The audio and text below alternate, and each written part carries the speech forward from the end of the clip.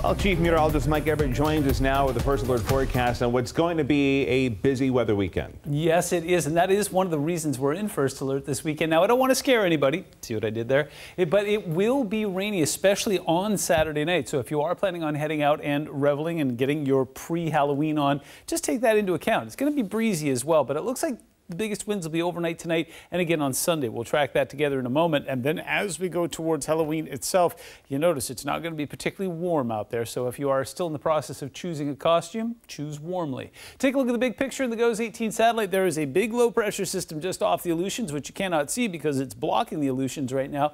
But what's going to happen is it's just going to spin a series of storms our way. And along with that, those winds will get gusty. So as we discussed earlier, ignore the numbers, look at the purples. Now you will also see some of those purples down towards the south in places like Olympia, Puyallup. You'll also see them in some of the foothills, especially places like the Renton Highlands, the Issaquah Highlands, North Bend. So there is a possibility you may see some power outages overnight tonight, and it definitely up towards our northern counties, Whidbey Island, Camano. It'll be gusty there. Looks like that'll peak during the overnight hours. Look, Port Townsend looks like it could get up to about 40-50 miles an hour. And again, in Clallam County, we could see some of those big gusts as well. Now, by the time we get to tomorrow morning, that first round whips through, and so things will mellow out. Tomorrow, around 5:30, we'll see another round of wind that'll come along the coast. So it'll be breezy, but it looks like it's going to be Sunday where we'll see kind of the more constant winds. But you notice you don't see a whole lot of those purples. And so again, breezy, not gusty. Then on Monday, we've got another system moving that's going to cool things down. Let's unpack Saturday, shall we? Because I know a lot of us have some plans, especially trick-or-treating wise,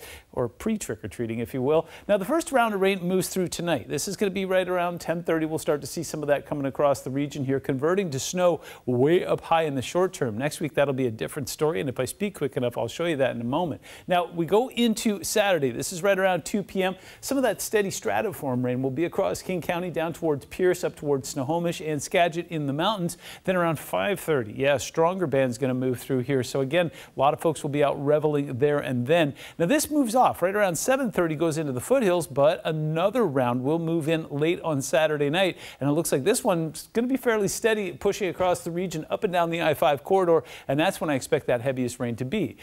Sunday morning, we see things back off again, but there will be some instability there as that cooler air starts to move in, so it could fire off some thunderstorms along the coast and possibly up towards Skagit and Whatcom County as well. Also, we've got that Seahawks game that's going to be around 1 o'clock. 1:05 is the exact kickoff time, so if you're fortunate enough to have some tickets, make sure you bring the rain gear with you. As far as rain potential goes, well, we're not talking about a whole lot here, especially compared to last weekend where we were talking about some eye-popping totals. And one more thing before I let you go here, on Sunday, we will see conditions that it will be showery and rainy back and forth for the Seahawks game, but overall it looks like it's going to be fantastic. Just make sure you bring a hood and something warm along with you. 7-day forecast shows a whole lot of fall going on, and next week it gets cooler, and that could put some snow in the mountains.